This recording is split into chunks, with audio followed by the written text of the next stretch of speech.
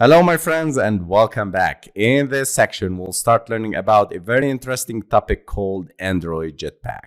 Jetpack is a suite of libraries to help developers follow best practices, reduce boilerplate code, and write code that works consistently across Android versions and devices so that developers can focus on the code they care about. Jetpack is a set of libraries and tools provided by Google to help developers build high-quality Android applications more efficiently. Jetpack libraries offer various components and functionalities that simplify common tasks such as UI development, data storage, navigation, and more. Why we need to use Android Jetpack? Android Jetpack helps solve major problems such as managing activity life cycles, configuration changes, and preventing memory leaks. Let's learn about Jetpack components. Android Jetpack components bring together the existing library and architecture components and define them into four categories. The first one is the architecture, the second one is the user interface, the third one is foundation, and the last is the behavior. The architecture component of Jetpack includes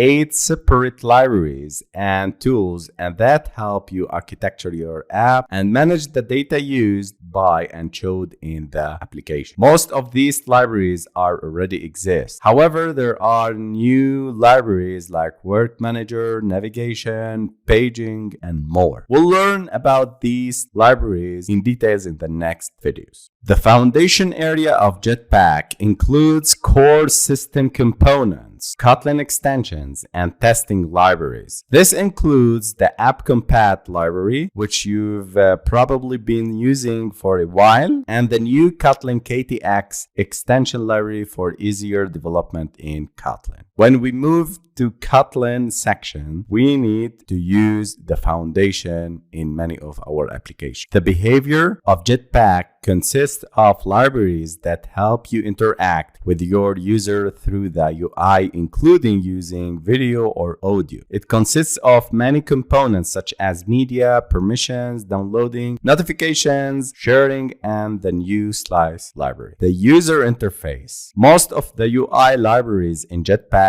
are built on existing code. They include animations, palettes, emojis, Android Auto, fragments, layoutsware, and TV. All of the libraries you love to work upon can be found here in the Android Jetpack packages, as well as several new ones. You were introduced to the 4 main parts of the Jetpack in this video: architecture, foundation, UI, and behavior. In the next videos, we'll deep dive into each of these components and learn about this amazing Jetpack